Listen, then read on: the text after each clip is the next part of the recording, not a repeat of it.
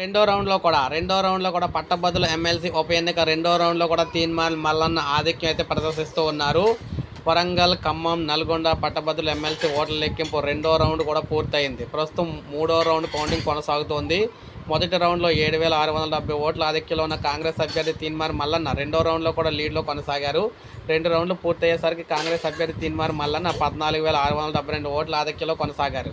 ఈ రౌండ్లో ఆయనకు 34,000 ఓట్లు వచ్చాయి. బారాస అభ్యర్థి రాకేష్ రెడ్డికి 27,000, భాజపా అభ్యర్థి ప్రేమేందర్ రెడ్డికి 12,000 చిల్లర ఓట్లు వచ్చినాయి. స్వతంత్ర అభ్యర్థి అశోక్ రెండో రౌండ్లో 11,000 ఓట్లు వచ్చినాయి. నల్గొండలోని దుప్పలపల్లి గిడ్డంగుల సంస్థ గోదాములో అయితే ప్రజెంట్ కౌంటింగ్ అయితే జరుగుతోంది. మొత్తంగా ఈ పట్టభద్రుల ఎమ్మెల్సీ నియోజకవర్గానికి 2021లో జరిగిన ఎన్నికల్లో భారత అభ్యర్థి పల్లా రాజేశ్వరరెడ్డి విజయం సాధించారు. గత ఏడాది జరిగిన అసెంబ్లీ ఎన్నికల్లో ఆయన ఎమ్మెల్యేగా గెలవడంతో దీనికైతే ఖాళీ అయిందనమాట. సో ఏది ఏమైనా మూడో రౌండ్లో కూడా ఆధిక్యంలో కొనసాగుతున్నారు కాంగ్రెస్ అభ్యర్థి తీన్మార్ మల్లన్న. సో మ్యాక్సిమం ఆయనే గెలిచే అవకాశాలు అయితే ఉన్నాయి.